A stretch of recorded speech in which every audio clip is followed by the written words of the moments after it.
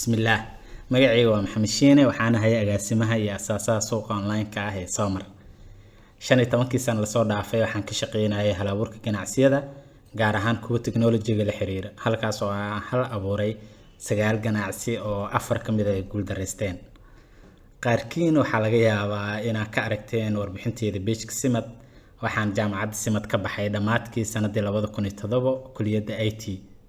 waxaan kamid ahaa ardaydii kaalimaha hore galay marka jaamacadda markaas ay shaqaaleysiin jirtay 10 arday ugu horeeyay marka waxa jaamacadda ka helay fursad maadaama markaas dagaaladii aad u socdeen marka familka waxay u dhaheen meesha ka soo carar hadii ay jaamacadda dhameysay kadib waxaan abaabulay 4 saaxiibaday ah oo isku classmate ah ahayn anagoo isku darsanay kombiyuutarradeennii aan baraatikada ku sameyn jirnay ayaa waxaa iskuul ugu barto maadooyinka asaasiga ah ka furnay deegaanadii markaas loo qaxayay la foole oo familkeena markii horeba deganayeen aniga waxaa ku darsaday kombiyuutarkayga caanka ahaa ee Pentium 3 marka hal fasal oo 4 miis oo 3 arday fariistaan sameynay markiiba marka 12 arday ayaa class-ka fariisin jirtay marka xoogaa wadnay waxaa naga halaabay hal kombiyuutar markaas bilownay koorsada hardware marka waxaan qalanay kombiyuutarkii oo naga halaabay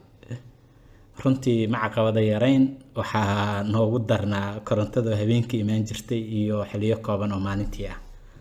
marka waxaan soo iibsanay motor oo Junkfile dhihi jiray marka waxa qosol lahayd markuu halaabo anaga la sameeysan jirnay marka saaxiibkay maxamuud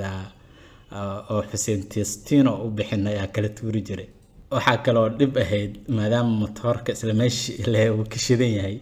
guux dartiis inaa kor u qaylanay noqon jirtay si ardayda codkeena u maqashiin marka waxa ku kaftimi jirnay oo macallimiintii oo maalin kasta aamusa dhihi jireen ana laga jaraaya marka dhowr dufcadooda soo saarnay mar xitaa xaflad weyn oo qalin jibin ah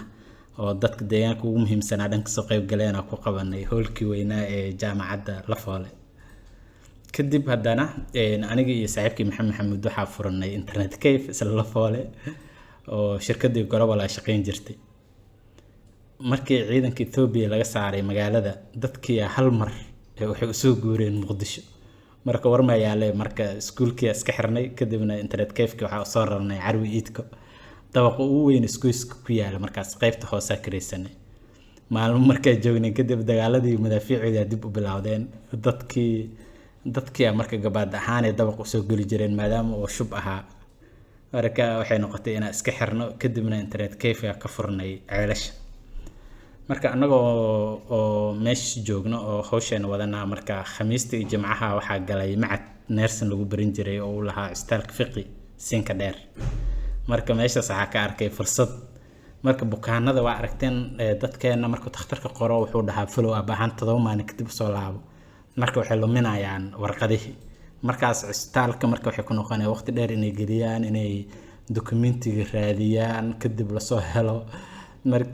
markaas waxa ku dhahay dhakhtarka waxa ku dhaanay tore problemkan waa xalin karaa kanku waxa loo baahan yahay bas telefonkiisa in la geliyo kadibna waxa soo saari karnaa xogtii oo dhan daawooyinka loo qoray waxyaabihii loo sameeyay baaritaanadii wax kasta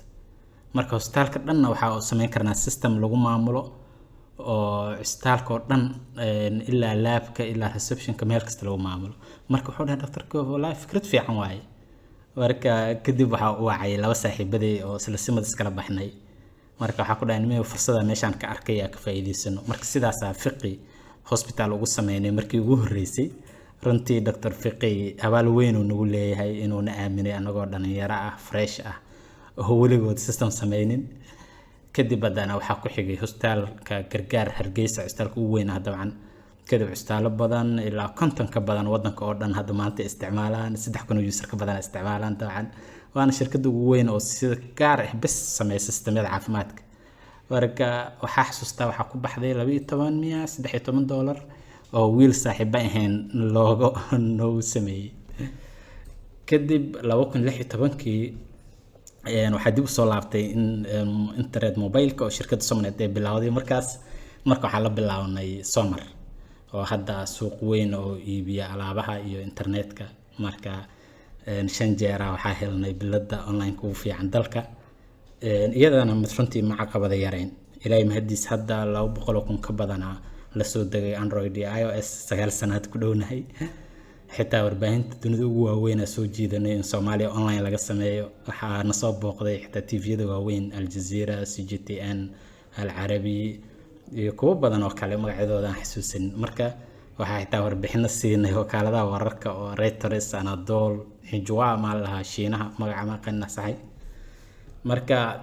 sanadkan waxaa cusub iyadana Dankaab oo isna ah adeeg iibiya alaabaha xaraashka ah alaabaha celiska iyo kuwa qiimo dhimisada lagu sameeyo marka wadankeena ma wali ma laha meel oo hal meel oo xaas laga wada heli karo iyo waxaa kale ku darnay meel dhalinyarada affiliate ahaan internetka lacag yar ka sameyn karaan iyagoo qoysaskooda saaxiibadooda u shubay internet raqiis ah sheekadan sababta idinkaga sheekeenayo waxay tahay inay idinku dhiirigeliyo dhalinyarada jaamacadaha ka baxay wadankeena waa shaqo la'aanta aad u sareysa sababtoo ah dadka loo shaqeeyo way kooban yihiin dhalinyaradaas oo igu duruuf ahaa markaan jaamacadda dhimeynay waliba duruufaha hadda ka fiican yihiin markaas marka waxaa haysanaa technology casri ah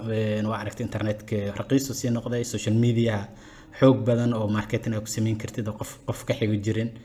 marka inaan idinku dhiirigeliyo ugu talagalay sheekadan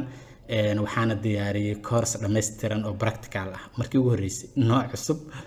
oo qofka rabo dhalinyaro ah inuu shaqo hal abuurto business from zero uu ka soo bilaabo marka course practical ah diyaariyay waxaan rabaa habeenka Khamiista ee Jimcaha soo galayso inaan soo jeediyo webinar online ah oo aan faahfaahin ka bixi doono koorsada iyo sida qaab practical u noqonayso marka intiina daneynayso waxaa hoos idin dhigay link oo